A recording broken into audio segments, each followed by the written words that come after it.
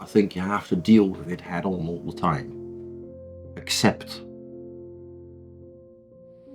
the frustration you can feel. Accept the psychological sort of turmoil going through your mind when you see things failing and falling, but life goes on, I always, think to people, if you drop that, the world goes on. But the more you get confronted with your limitations, the more you ease into the mentality of just letting go. Yeah. The way I work and my brain works is understanding the material you're working with to a level that you can do whatever you want with it. In a practical way, you understand how to repair things when they're broken, because you know why they're broken, and and what conditions you have to apply to repair it.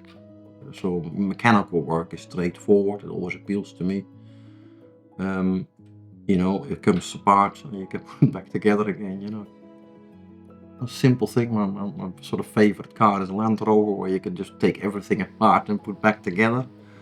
So a Land Rover is a functional car. I love driving it. It's uncomfortable, but it makes me feel alive. Why? I understand the car basically from bolt to bolt, how it's put together. There's no hidden aspect. If it goes wrong, I know what goes wrong. There is a reward attached for me, internally, accomplishing something like that.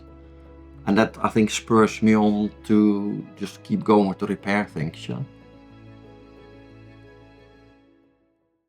I was not diagnosed when I was younger. I was bitten when I was younger. Probably, I reckon I was 12 to 13 years old. There was no follow-up, but I realized something had changed. Psychological problems every so often popping up, hallucinations, Alice in Wonderland syndrome was mentioned. At 18, the Epstein-Barr virus kicked in, an infection which puzzled doctors. Again, I bounced back, got involved in handling deer and outdoor activities in Scotland in the year 2000. And that's where reinfections started to occur, probably almost on a monthly basis, in the summer months. I got exposed to quite a high number of tick bites.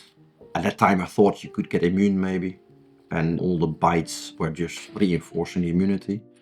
Forward to 2018, December, another infection, a hepatitis A infection, which had a very unusual pattern, which highlighted there was definitely an underlying factor.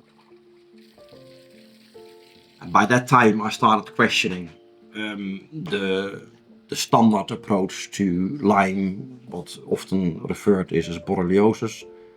Started reading about it, educating myself, because at the regular GP visits there was nothing coming out, because there's no diagnostic markers. Alternative doctors all diagnosed a pathogen but failed to address what pathogen.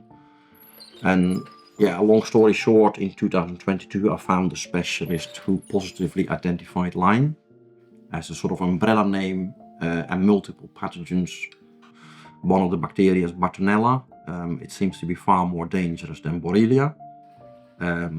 It seems to be responsible for psychoactive problems,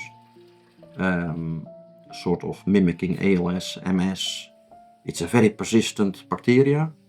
Lyme disease should be reviewed as almost Bartonella disease, I think, in that way, because Bartonella is far harder to treat. Bartonella needs long-term treatment. It attracts somewhere in the body. We suspect skin tissue or collagens, but we just don't know enough about it because it's so good at hiding. Socially, you have to sort of give in a lot of things that could be, quite pleasurable, going on holiday or going out with friends for dinner. Things like that are almost non-existing. At 9 o'clock I'm down, every night consistently, because that proves to be the best solution, give my body the rest it needs. Going out for a night, I have to pay the price. And I'm at this stage, through quite, many lessons, you have to learn how it goes the wrong way. I've just given up. I said, if there's a party, I'm not going. Loneliness. I think that's the closest word you could describe it. There's a certain part that's a consequence of that attitude, a certain loneliness, and but that's the way it is.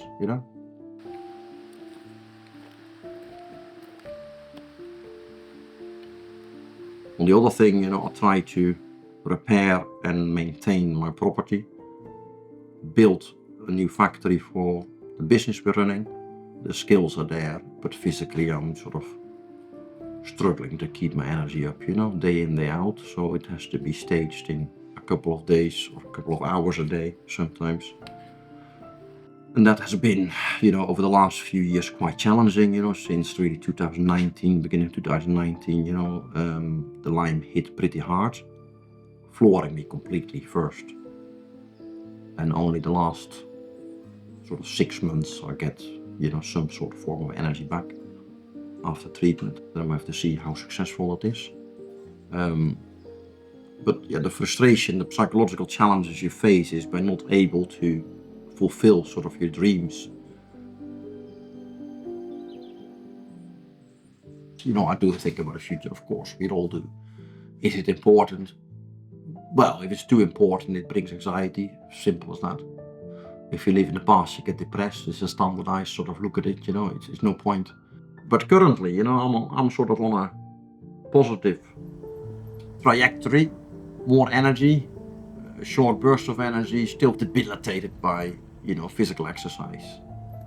I finally found a treatment protocol with multiple antibiotics. I've been on that for 8-9 months thereabouts, after which I had to stop because my body couldn't take it. But during that time, I improved dramatically. So there was a clear indication that the antibiotics did work. And now we have to see how this is rolling out over the next 6 months to see if it's consistent and recovery keeps going uphill rather than downhill. Even relatively speaking, disabled by Lyme disease, you can still live up to a certain level a reasonable, fulfilling life.